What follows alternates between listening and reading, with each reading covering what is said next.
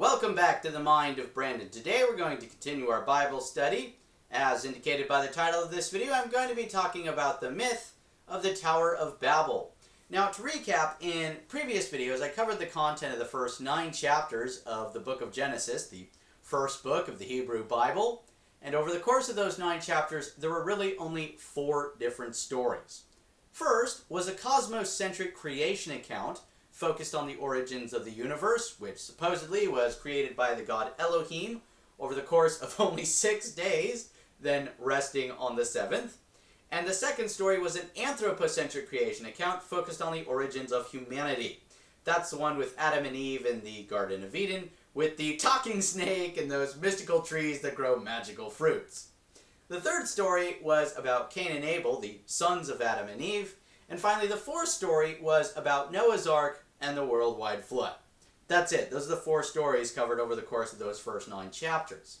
That said, Genesis chapter 10 is another one of those really boring chapters. I mentioned in the video just prior to this one that Genesis chapter 5 was pretty boring. It was basically just a bunch of begatments. So-and-so begat so-and-so begat so-and-so begat so-and-so, blah, blah, blah, blah, blah, right? Well, that actually is what Genesis chapter 10 is like as well. When we get to Genesis chapter 11, thank the Lord, that is when things get interesting again. Genesis chapter 11 is when we have our story of the Tower of Babel, which tells us that once upon a time, everyone spoke the same language. But then the people migrated. And different translations actually differ on the direction that they migrated. Some translations say that they migrated east. Other translations say that they migrated from the east. Those are 2 different directions. If you're migrating east, that means that you're coming from the west. So different versions of the Bible do disagree on the direction that these people were migrating. Keep that in mind for the next time that you encounter someone who tells you, well, the Bible's the divinely inspired and inerrant word of God. Everything in it is 100% true, so you better believe it all or else you're going to burn in hell for all eternity. The next time that you encounter such a delightful individual, just ask them, which Bible is 100% true? Because last I checked, different Bibles disagreed with each other. And they probably actually will have some particular version of the Bible that they tout as being 100% true.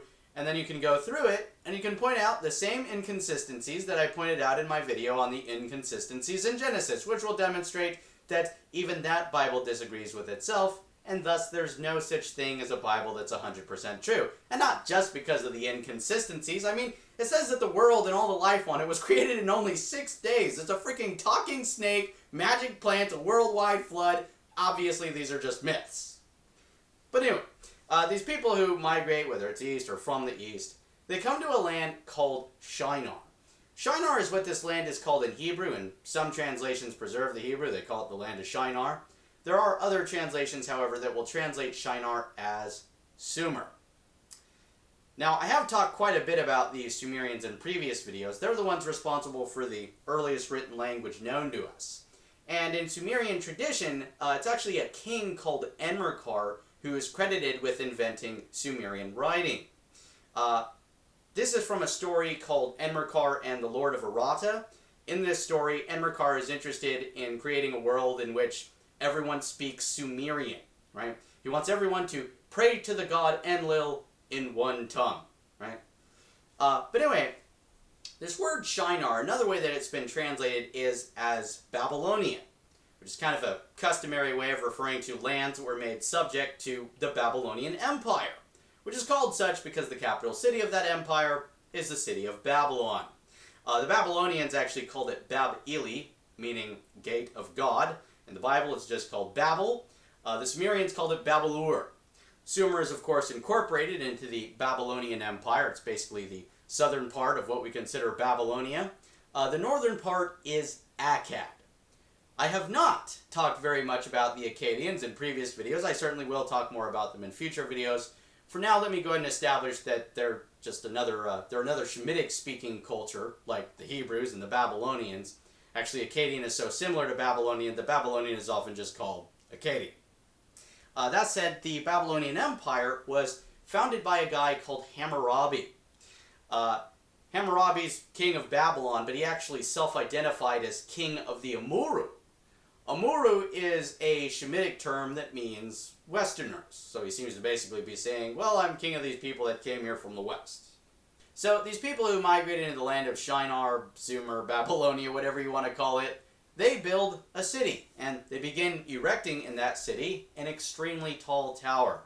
The intention is that this tower is going to be so high the top of it reaches into heaven, because they want to make a name for themselves.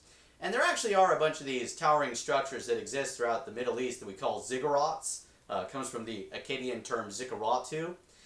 Some scholars just call them temples, but they technically serve more function than just being temples. Potters, smelters, textile workers, they'll often do their work within one of these ziggurats.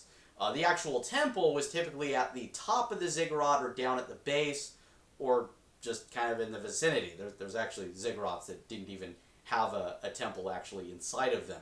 But the design function of the ziggurat is, well, basically it's intended to, it's a way of allowing humanity to get closer to the gods by bridging heaven and earth, right? So kind of providing a ladder to the gods or a stairway to heaven, right? And so it's actually believed that that's kind of what this tower is that these people are building in the Bible. That said, in our story, Enmerkar and the Lord of Arata from Sumer, Enmerkar is actually overseeing the construction of two towers in that story. But anyway, while these people are working on this tower in the Bible, the god Yahweh, translated the Lord, he's up in heaven looking down at the city and the people building this tower, and he realizes, wow, when humans work together, they're really capable of anything. So he says to the other beings that are up in heaven with him, let's go down there and confuse them, right? So humanity is dispersed, they're spread out across the earth, their tongues are confounded, made to speak different languages, and thus they cannot understand each other, and they do not complete the construction of this tower.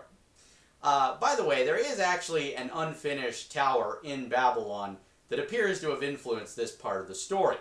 That said, in our Sumerian story, Enmerkar and the Lord of Arata, it's the god Enki who's credited with multiplying the tongues of humanity. Enki not to be confused with Enlil.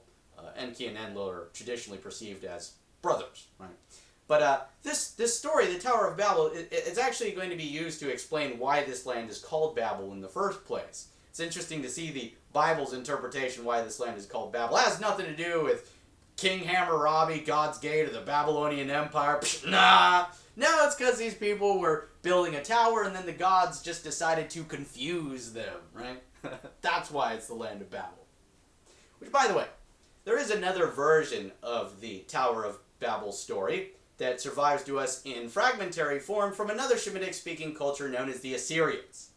So these Assyrians have their own story about people building a tower in Babylon, and their attempts at completing this tower are thwarted when they're dispersed across the earth, they're made to speak different languages, right?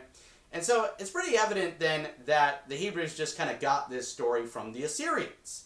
Because the Assyrians are empire builders too. They take the lands of Babylonia, they take the lands of the Hebrews. In fact, several thousand Hebrews are going to be deported from their own homeland and taken into Assyrian captivity.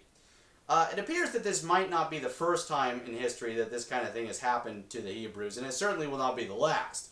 Because the Babylonians, they actually are going to retake their land from the Assyrians. They take over the Assyrian Empire. They establish a new Babylonian Empire, and in the process, more Hebrews get deported from their own homeland. This time they're taken into captivity in Babylon.